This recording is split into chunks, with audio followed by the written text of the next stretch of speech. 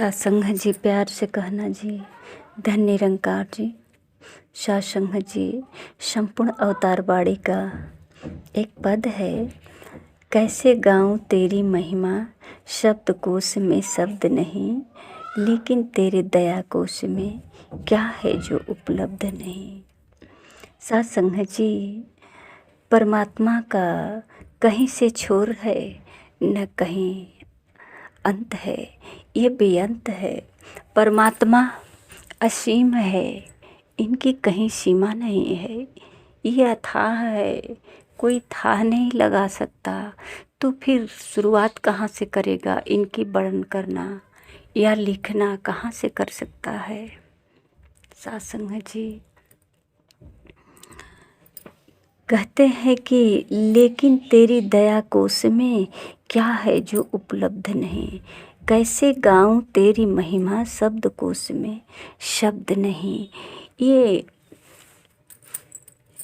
कोई शब्द, कितना शब्द परमात्मा के लिए चाहे जितना भी कागज लाएं सब कम पड़ जाएगा, शब्दों का कम पड़ जाएगा। कोई ऐसा शब्द नहीं है जो परमात्मा के विपरीत है। सत्संग जी कहते हैं लेकिन तेरे दया कोश में क्या है जो उपलब्ध नहीं।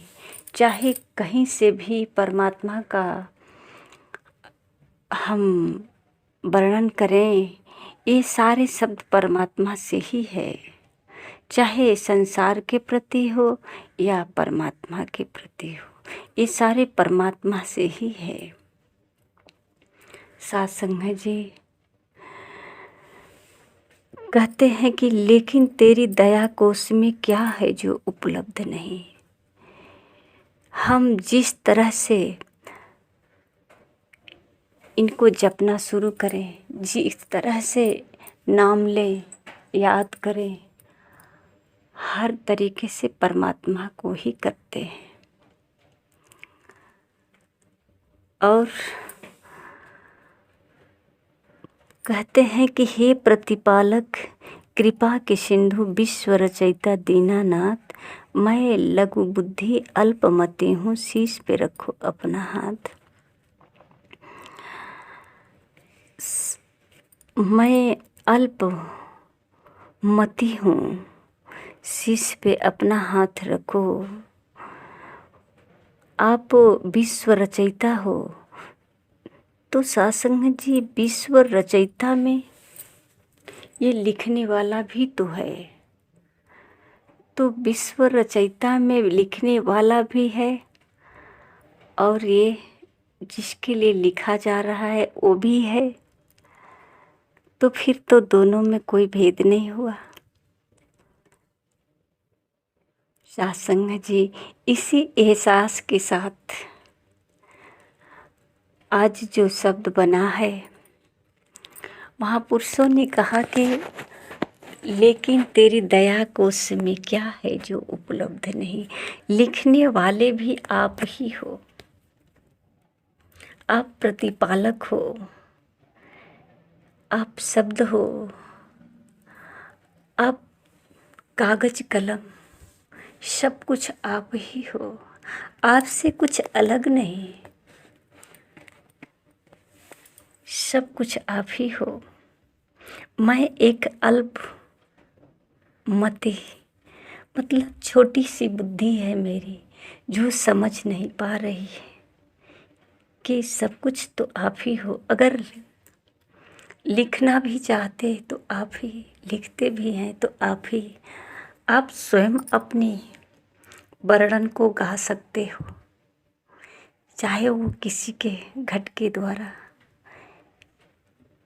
शास्त्रों किताबों पे लिखें या फिर कविता के द्वारा गाएं। सत्संग जी जो भी गुरु के चरणों में आए और परमात्मा को जाना, तो सत्संग जी अपने को अल्प ही आयु समझा कि मेरे पास न कोई जीवन है, न मेरी कोई अपनी मत है, मैं तो सोच समझ से बिल्कुल खाली हूँ।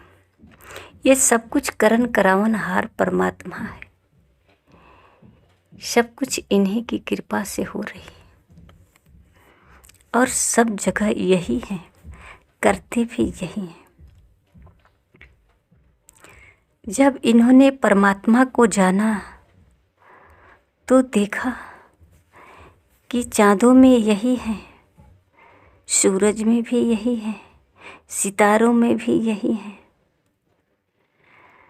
अगर ठंडी हवा की झोंका है तो इसमें भी यही है। कहते हैं कि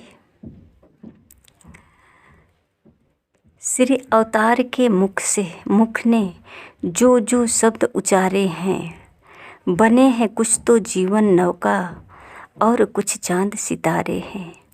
जो शहंशाह जी के मुख से शब्द निकला और उसको जब विचार किया, एहसास किया, तो देखा कि कुछ तो यही शब्द है, यही कुछ तो जो है चांद सितारे बने, जीवन का नौका यानी यही जीवन है। कुछ धरा रूप पवन का संत जनों के बने श्वास।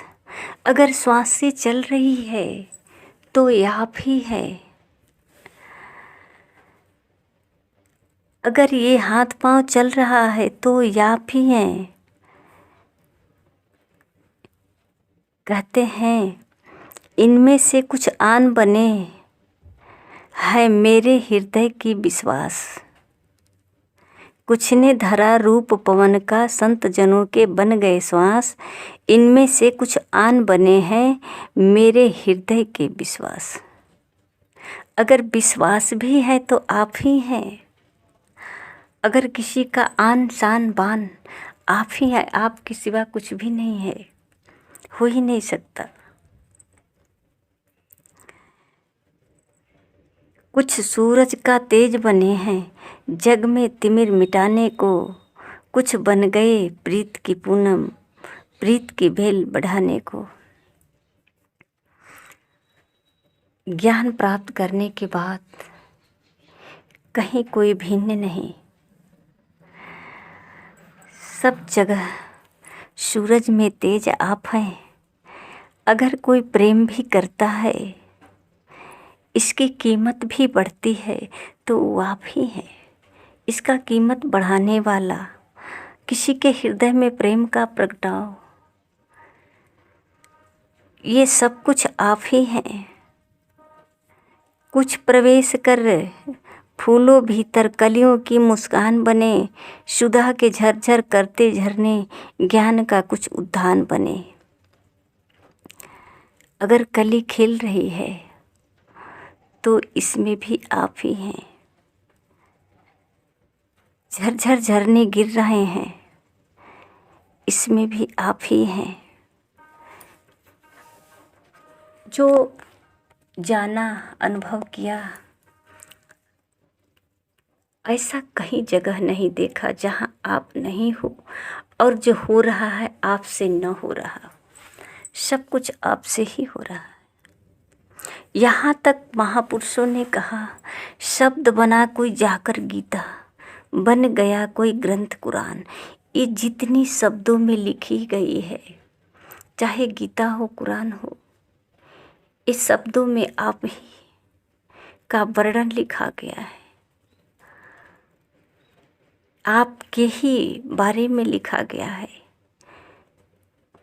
चाहे वो कोई भी धार्मिक किताब हो, इन सब में जो अधिक है मीठे, कवि हृदय में कर गए प्रवेश। कवियों ने अपनी कविताओं के माध्यम से गाया, इनके हृदय में कविता के रूप में विराजमान हो गए। लिखी गई संपूर्ण वाणी और संपूर्ण हुआ आदेश। साध संगत जी, महापुरुषों ने सतगुरु के चरणों में समर्पण होकर के एक एक शब्द को जैसे दीप से दीप जलाते जाते हैं और सारा जगमग जगमग संसार हो जाता है।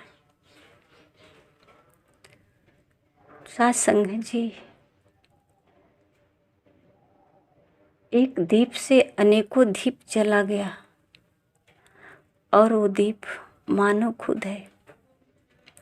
इस सद्गुरु ने अपनी ज्ञान का तिल्ली जलाकर इनके अंदर रोशनी प्रकट की और ये अपनी ही रोशनी से, अपनी रोशनी को प्रकट करके अपनी ही रोशनी से पूरे परिवार को रोशन किए और अपने मोहल्ले, गांव, घर, हर जगह यही केवल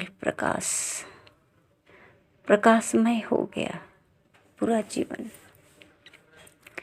ये सिर्फ प्रकाश ही है, कहीं से अंधकार नहीं है जहाँ की कोई इसमें लेकी ना जाए और इसका न ओर है, न छोर है, न अंत है। ये अनंत है, असीम है, अथाह है। महापुरुषों ने अध्ययन किया और सत्संग जी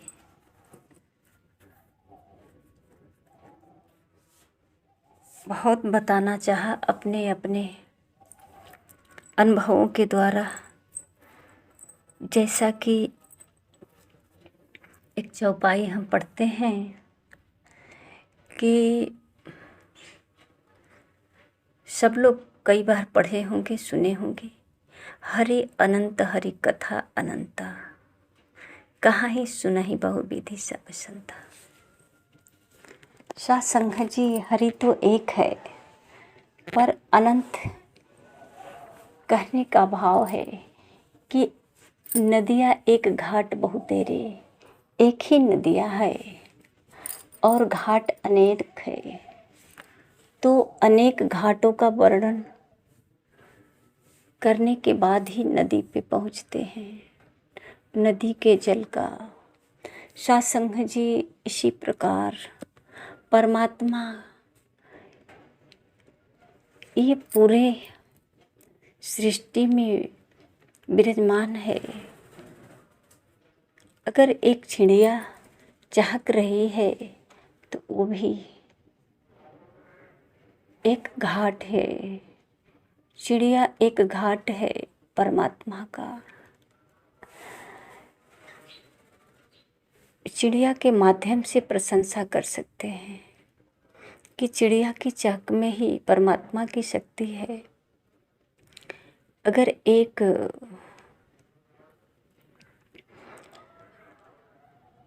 बिल्ली है तो ये बिल्ली भी, इसमें भी, इसे भी हम घाट समझ सकते हैं। ये भी एक परमात्मा का घाट है। ऐसा कहीं जगह नहीं जहाँ परमात्मा नहीं है। सत्संग जी, नदी के किनारे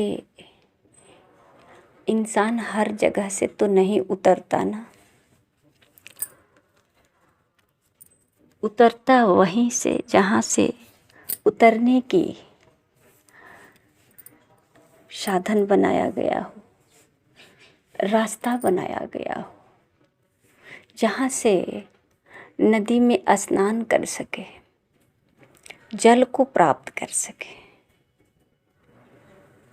चाहे नहाना हो या जल का जो भी इस्तेमाल करना हो, घाट के माध्यम से ही पहुँचते हैं। नदी तो बड़ी लंबी चौड़ी है पर हर जगह से नहीं उतर पाते हैं। इसी प्रकार परमात्मा अनंत है, असीम है, ऐसा कहा गया है। परमात्मा तो एक ही है, हर जगह से परमात्मा को नहीं प्राप्त कर सकते। परमात्मा के लिए सद्गुरु है। हर युग में सद्गुरु के चरणों में ही जो आया है परमात्मा को प्राप्त किया है, परमात्मा को जाना है। बिना सद्गुरु का जैसे कहीं बिना घाट का नदी के किनारे उतरना खतरे से खाली नहीं। नदी का जल तो दिख रहा है, नदी दिख रहा है, पर उतर नहीं सकते। तो हर युग में इंसान उतरा तो सद्गुरु के चरणों में ही उतरा, और सद्गुरु के चरणों में ही उतर करके परमात्मा को प्राप्त किया। हरि एक ही है, अनंत नहीं है। ये अनंत कहा जाता है इसलिए कि हर जगह विराजमान है और अपने अपने भावों के द्वारा प्रकट करने की महापुरुषों ने अलग अलग विधि विचार अपनाए और प्रकट किए, प्राप्त किए। तो सत्संग जी कहते हैं कि हरि अनंत, हरि कथा अनंता, कहाँ ही सुना ही बहु विधि सब संता। एक कथा आता है सत्संग जी कि भगवान ब्रह्मा के रूप में अवतरित हुए थे। तो अब जो ब्रह्मा का कंडीशन होगा वही तो वर्णन किया जाएगा। परमात्मा कछुए के रूप में प्रकट हुए तो कछुए का ही वर्णन किया जाएगा। कछुए की तरह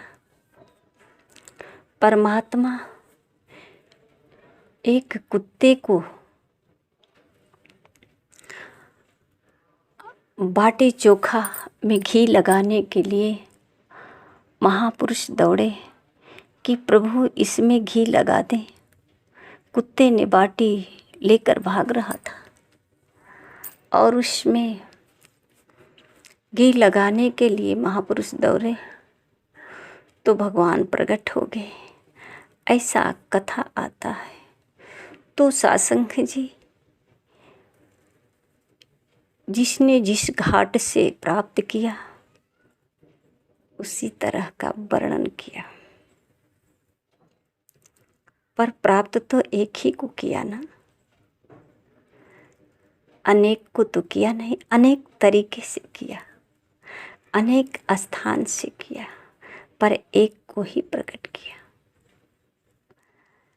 एक ही है सब में।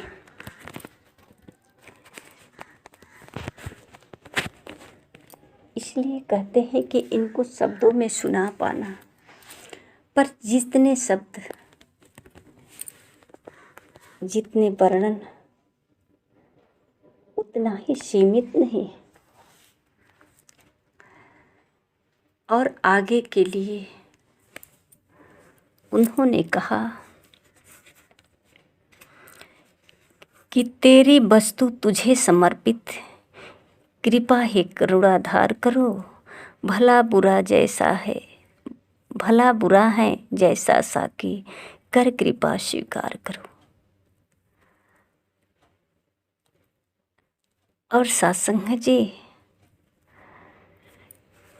ये भी कहते हैं कि अक्षर अक्षर रूप है तेरा, शब्द शब्द में तेरी याद, चरण परस अवतार गुरु के, किया है साकी ने अनुवाद। ये गुरु के चरण परस अवतार गुरु के, किया है साकी ने अनुवाद। ये शब्द क्लोजिंग है, पूर्ण नहीं है। परमात्मा पूर्ण है, संपूर्ण अवतार बाणी। सत्संग जी ये सद्गुरु तक सीमित है, घाट तक ही सीमित है। कितनी नदी की दूरियां है, इसे मापना मुश्किल है। और इंसान परमात्मा को कैसे माप कर सकता है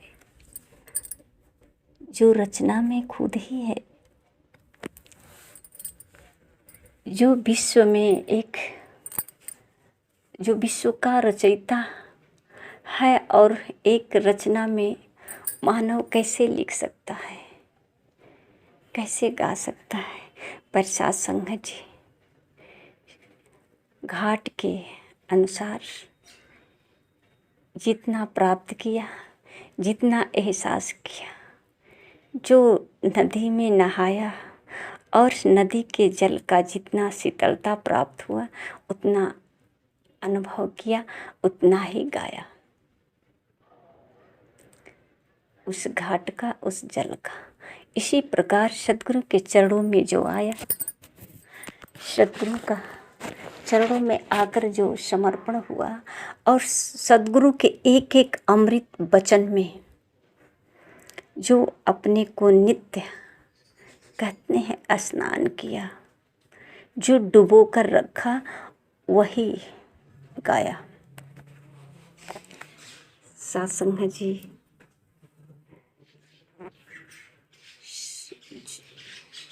जितना जिसको अनुभव हुआ, अपने अनुभव को साक्षात्कार किया। प्यार से कहना, धन्य निरंकार जी।